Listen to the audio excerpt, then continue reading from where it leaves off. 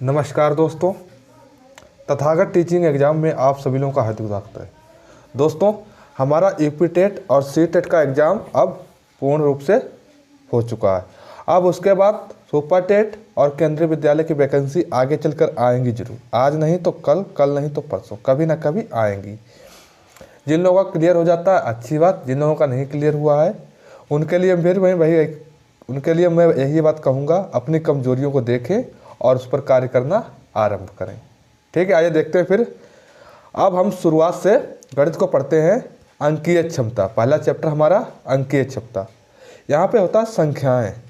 संख्याएं हमारी कितने प्रकार की होती हैं? दो प्रकार की। एक होती है काल्पनिक संख्याएं और दूसरा वास्तविक संख्याएं। तो दोस्तों, काल्पनिक संख्याएं वह संख्याएं होती हैं जिनका गणित में प्रयोग कम देखने को मिलता है, मतलब जिनकी कल्पना नहीं की जाती। जैसे हो जाएगा आपका 2i, ठीक है, या माइनस का 4i या 3z। इस तरह की संख्याएं बहुत कम हमें प्रयोग करने को मिलती हैं गणित में। उसके बाद आ जाती है वास्तविक संख्याएं। वास्तविक संख्याओं में आपको संख्याएं मिलेंगी देखने को 1, 2, 3, पहली बात। ठीक है, दूसरी बात है यहाँ पर संख्याएं दूसरी तरह की देखने को मिलेंगी हमें, √4 या √5। ठीक है, इसके बाद हमें और किस तरह की संख्या देखने को मिलती है? 0, 3, -2। ठीक है, इस तरह की संख्याएं हमें देखने को मिलती है किसमें? वास्तविक संख्याएं में। और वास्तविक संख्याओं के प्रकार होते हैं। कौन कौन से प्रकार होते हैं वास्तविक संख्याओं के? वास्तविक संख्याओं के प्रकार जो होते हैं आपको बताते हैं हम यहाँ पे। पहला है हमारा वास्तविक संख्याओं का प्रकार परिमेय संख्या। कौन सा? परिमेय संख्या। ठीक है, फिर दूसरा है हमारा अपरिमेय संख्या। अपरिमेय संख्या।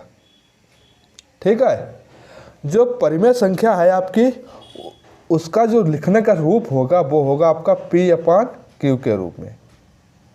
P/Q के रूप में लिखने का रूप होगा।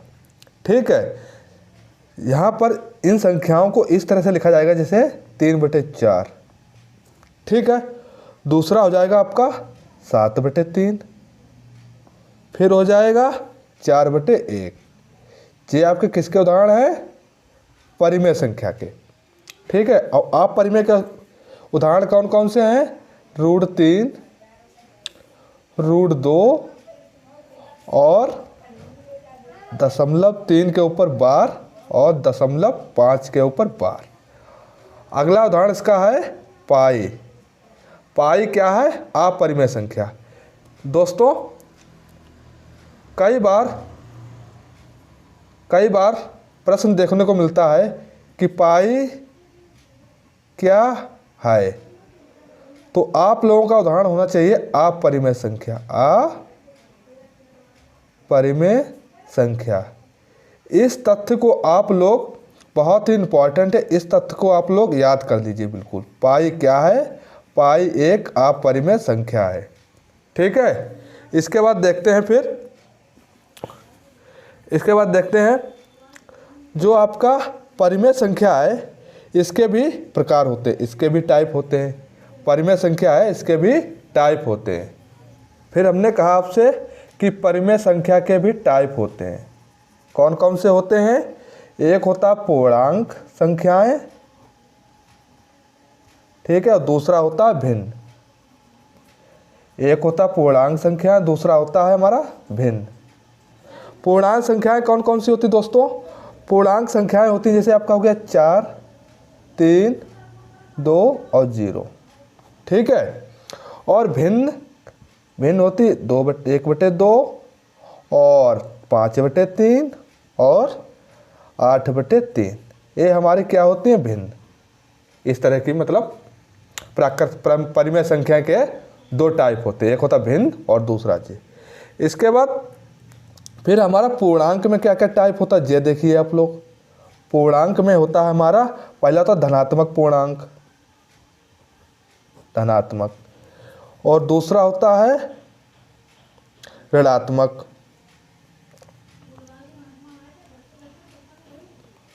ठीक है, और उसके बाद होता है प्राकृतिक। और फिर होता है पूर्ण संख्या। पूर्ण संख्या। आइए देखते हैं धनात्मक संख्याएं कौन कौन सी होती हैं, जिसमें के आगे कोई भी चिन्ह नहीं लगा होता, केवल प्लस का चिन्ह होता है। जैसे कि 1 2 3, जहाँ पर कोई चिन्ह नहीं होता वहाँ पर किस चीज़ का चिन्ह होता है, प्लस का। पहली बात। दूसरी बात, ऋणात्मक संख्याएं कौन कौन सी होती हैं, माइनस का 1 हो जाएगा, माइनस का 5, माइनस का 3। यानी कि जहाँ पर माइनस का चिन्ह लगा है वह आपकी ऋणात्मक संख्याएं हो जाएगी। उसके बाद आ जाता है प्राकृतिक संख्याएं। प्राकृतिक संख्याएं हमेशा आपकी 1 से शुरू होंगी, 1 2 3 4। ठीक है। एक बार पेपर में सवाल पूछा गया था कि आपका 0 1 2 3 प्राकृतिक संख्या है, प्राकृतिक संख्याएं हैं। तो दोस्तों जहाँ पर 0 की शुरुआत होती है वह प्राकृतिक संख्या नहीं। तो प्राकृतिक की संख्या की शुरुआत हमेशा 1 से होती है। प्राकृतिक संख्या की शुरुआत हमेशा 1 से होती है। ठीक है। उसके बाद आता है आपका पूर्ण संख्याएं। पूर्ण संख्या क्या होती है, 0। पूर्ण संख्या हमारी क्या है, 0। ठीक है। आइए फिर देखते हैं और टाइप्स क्या है। दोस्तों अगला है आपका सम संख्याएं क्या होती हैं। सम संख्याएं वह संख्याएं होती हैं, वह संख्याएं होती हैं जो 2 से विभाजित हो जाएं। जैसे कि 4 है, 4 को हमने 2 से विभाजित कर, 2 दूनी 4, यानी 4 हमारा क्या है, सब संख्या। इसके बाद 6 है, 6 को जब हमने 2 से विभाजित किया, 2 3 6, यानी 6 भी 2 से कट रहा तो 6 भी विभाजित।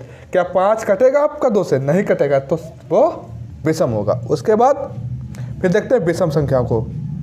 विषम संख्याएं वह संख्याएं होती हैं, वह संख्याएं होती हैं जो 2 से पूर्ण विभाजित ना हो, विभाजित ना हो। जैसे कि 3 को 2 से भाग दिया, कट रहा नहीं कट रहा, तो एक विभाजित संख्या। उसके बाद 5 को जब हमने 2 से विभाजित किया, ये भी नहीं कट रहा, तो ये भी विभाजित संख्या है। ठीक है। इसके बाद देखते हैं और संख्याएं कौन कौन सी होती हैं। अगला टाइप हमारा है भाज्य संख्याएं और अभाज्य संख्याएं क्या है। ठीक है। भाज्य संख्याएं वह संख्याएं होती हैं जो स्वयं से एवं अन्य किसी संख्या से भी विभाजित हो जाती हैं। जैसा लिखिए, वह संख्याएं जो स्वयं से एवं अन्य संख्या से विभाजित हो जाए, विभाजित हो जाए। ठीक है। जैसे कि आपका है, मान लेते हैं 4 है। ठीक है। 4 को हम पहले विभाजित करके देखते हैं। 4 को हमने 1 से विभाजित किया, 4 को हमने 1 से विभाजित किया तो 1 चक्कू 4 कट गया। ठीक है, 4 बार में। उसके बाद 4 को हमने जब विभाजित किया 2 से, 2 दूनी 4, फिर कट गया। फिर हमने 4 को विभाजित किया 4 से, 4 एकम 4, ये विभाजित हो गया। यानी 4 हमारा क्या है, भाज्य संख्या। इसके बाद देखते हैं 6 को हमने 1 से विभाजित किया, 1 छक्का 6 विभाजित हुआ। फिर 6 को हमने 2 से विभाजित किया, 2 3 6, ये भी विभाजित हुआ। फिर 6 को हमने 3 से किया, 3 दूनी 6, ये भी विभाजित हुआ। फिर 6 को हमने 6 से विभाजित किया, 6 एकम 6, ये भी। यानी किसी संख्या के 2 से अधिक संख्याओं से विभाजित हो जाए वह संख्या हमारी भाज्य संख्या होती है। अगला है हमारा अभाज्य संख्याएं, बहुत ही महत्वपूर्ण है। ठीक, अगला हमारा अभाज्य संख्याएं। अभाज्य संख्याएं वह संख्याएं होती हैं, वह संख्याएं होती हैं जो केवल स्वयं से एवं एक से विभाजित हो।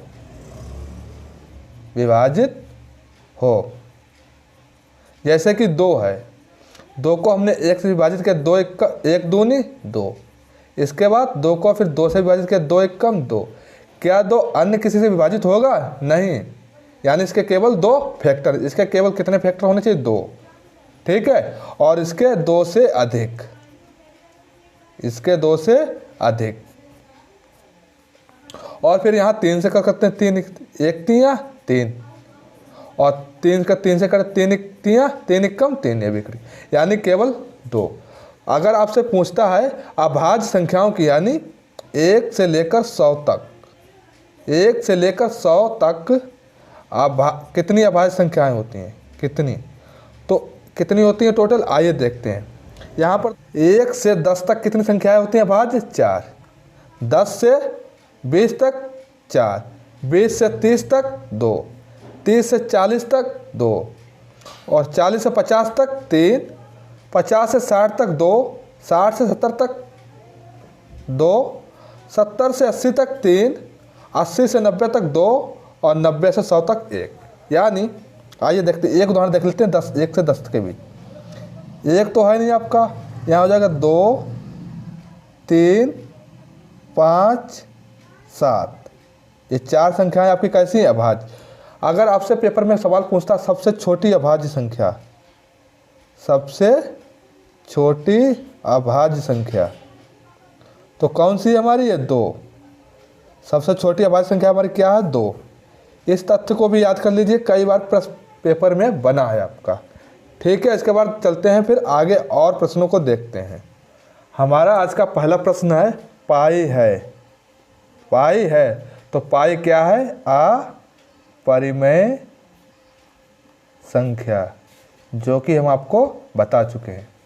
ठीक है, इसके बाद हमारा अगला प्रश्न क्या होगा देखते हैं। फिर अगला प्रश्न हमारा है कौन सा कथन सही है। हम वह प्रश्न चुन रहे हैं जो इस टॉपिक से रिलेटेड हैं। एक अभाज्य संख्या नहीं है, यानी एक जो संख्या होती है वह अभाज्य संख्या नहीं है। हाँ सही बात है, एक अभाज्य संख्या नहीं है। ठीक है, एक भाज्य संख्या है, गलत। एक अभाज्य संख्या नहीं है। एक संयुक्त संख्या है, गलत। 2 अभाज्य संख्या नहीं है, ये भी गलत। 2 अभाज्य संख्या है, तो हमारा सही जवाब क्या होगा इसका? ए। ठीक है, पहली तो बात, अगर एक के बारे में पूछा जाए, ना तो ये भाज्य है और ना ही अभाज्य है, इसका सही विकल्प होगा। ठीक है, नहीं है, ना ही ये भाज्य है ना ही अभाज्य। ठीक है, इसके बाद देखते हैं फिर अगला प्रश्न। अगला प्रश्न हमारा है 1 से 100 तक की संख्याओं में 0 कितनी बार आता है। तो आइए हम चेक करते हैं। वैसे अगर आप लोग इसे सीधे तथ्य को याद कर लेते हैं, कितने बार? 11 बार। उसका जैसे चेक करते हैं, जैसे कि पहले आएगा 10 में। ठीक है, 10 में 0 आया, फिर आएगा 20 में। ठीक है, फिर आएगा 30 में, फिर 40 में, फिर 50 में, फिर 60 में, फिर 70 में, फिर 80 में, फिर 90 में, और 100 में आएंगे आपके 2। तो 2 3 4 5 6 7 8 9 10 11, कितनी बार आया? 11 बार। इस प्रश्न का सही जवाब क्या है? ऑप्शन नंबर सी, 11 बार। फिर देखते हैं और प्रश्नों को। अगला प्रश्न हमारा है सबसे छोटी अभाज्य संख्या है। हमने आपसे कहा था अभाज्य संख्या वह संख्या होती है जिसके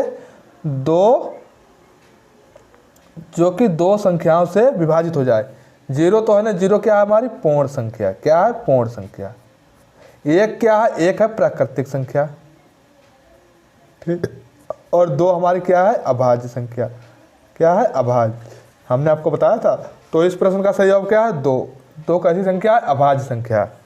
इसके बाद देखते हैं फिर और प्रश्न।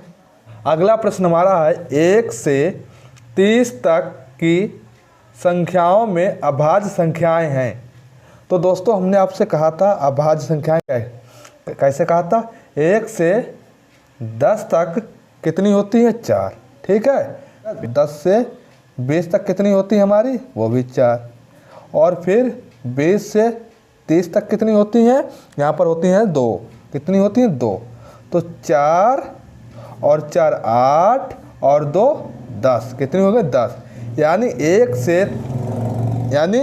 1 से 30 तक की संख्याओं में अभाज्य संख्याएं कितनी होती हैं? 10। इस प्रश्न का सही जवाब क्या है? Option number A. ठीक है, फिर देखते हैं अगला प्रश्न।